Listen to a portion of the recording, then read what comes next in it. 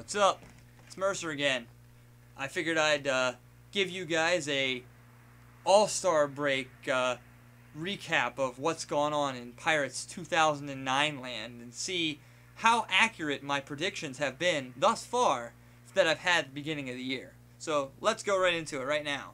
Catcher, Ryan Doman. Well, I said he would probably do alright as long as he didn't get hurt. Well, guess what? He got hurt. Well, they had Jason Jaramillo and Robinson Diaz fill in for him in his stead, and they actually did pretty well. So, can't really say too much about the catcher's position, but like I said, as long as he doesn't get hurt, he was going to do good, but he got hurt. First base, Adam LaRoche. What a surprise. In May this year, he batted like absolute garbage, and actually, he's batting like absolute garbage right now in July. He's going to have virtually no trade value, and the Pirates are probably not going to want to keep him around. So, as I said before, he's a mediocre player that would probably do awful, and he pretty much has. Second base, Freddie Sanchez. I said he'd bounce back, and dang nab if he didn't do it. He's hitting about .310 right now, and he's a Pirates All-Star representative, and he's most likely going to be traded away. But I have no problem with that because the Pirates are an awful team. There's no reason that they shouldn't get as much value as they can from a good player that's probably going to cost them about $8 million next year. So, what are you going to do? You got to say goodbye to Freddie. If you love him, I'm sorry. I like the guy too, but he's going to be gone. Shortstop, Jack Wilson. Said he was a good player with great defense, and that he's been. He's not hitting very well, which is no big surprise either.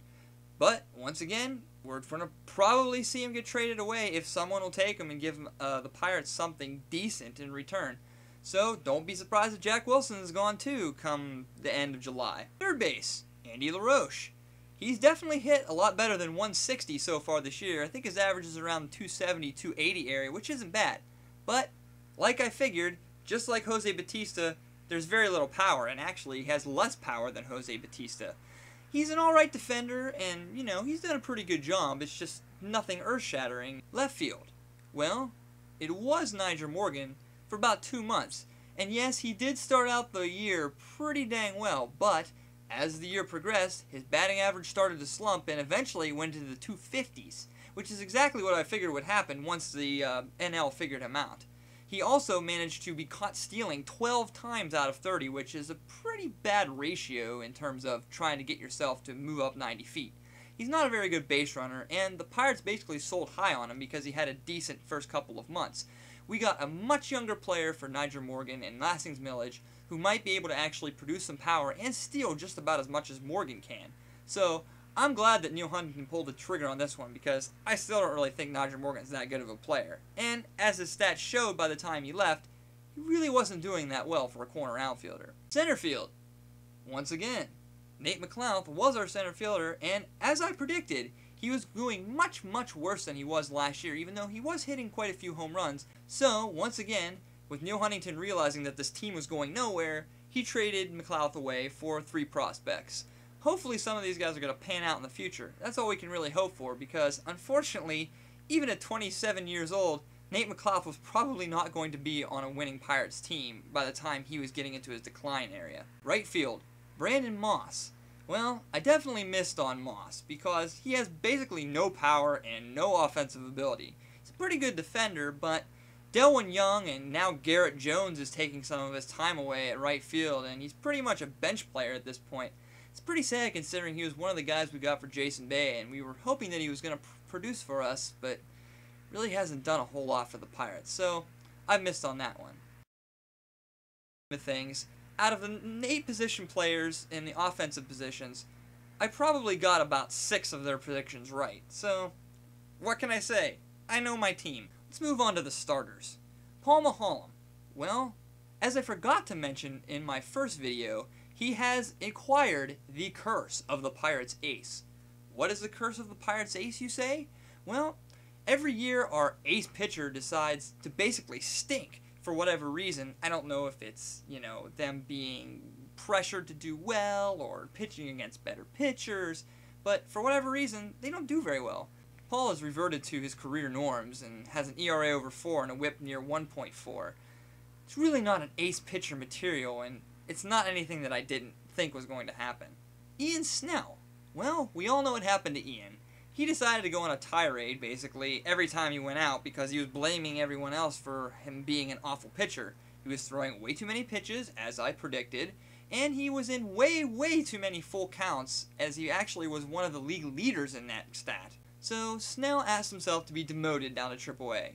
I don't think the Pirates are ever going to see this guy on their team again. In fact, hey, if anybody wants to trade him for something, be my guest. I don't want that guy on my team anymore. He's whiny, and he's just not a very good pitcher. And it's not anything that I didn't see coming anyway. Zach Duke. This is definitely my biggest miss of the year so far. Zach really had a good spring training, and it's carried over for the entire season so far. He's 8-8, which isn't a very good record, but look at his offense that he's been working with. But his ERA is in the low 3s, and he has a 1.1 whip, or thereabouts. Really good peripherals for Zach. I mean, he's been our best pitcher by far, and he's definitely been the ace out of nowhere for 2009. So, I definitely missed on Zach. You guys can make me eat crow all you want for that one, because I was totally wrong. Ross Ohlendorf. Although he hasn't been the ace out of nowhere, he's definitely been a serviceable pitcher for the Pirates. He's definitely had plenty of quality starts this year, and most of his decisions have been decisions instead of no decisions a la Paul Maholm. Jeff Karstens. Well, he didn't do all that well as I figured, and he was basically a 5th starter, and now he's in the bullpen. He's actually doing a pretty good job there. So we brought guys up like Virgil Vasquez to take his place, and they really haven't shown much either. We actually also have Charlie Morton, who we acquired in the Nate McLouth trade, and he's showing some signs of being a decent pitcher, but so far he hasn't been able to control his pitches and get all the outs that we need other than one start. So, out of the 5 starters, I essentially predicted correctly on 4 of them. The only one that I missed was Zach, because he's basically done everything the Pirates have wanted, and, you know, I didn't think he was going to be that good. What can you do? Well, let's look at the Pirates' record so far. The team record after 88 games is a pretty poor 38-50, which is 12 games under 500. Everybody was getting on my case at the beginning of the year because the Pirates were doing so awesome. You guys sent me all sorts of YouTube comments saying that I was stupid and that the Pirates were going to make everybody think differently about them. Well, guess what? We're a little bit past halfway in the season, and the Pirates are right back where they normally are, horribly below 500. And I'm sorry to tell you, there's no way this team is going to make up 12 games. It's just not going to happen.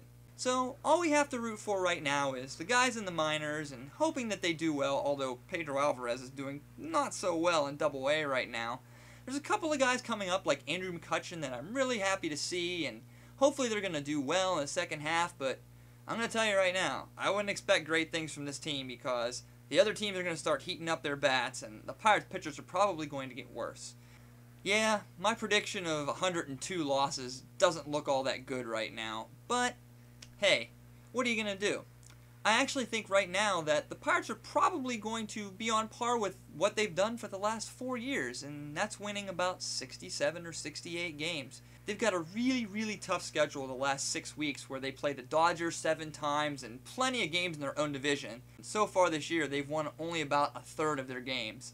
Well, there you have it. So far, pretty much everything I've said has basically come true except for a couple misses.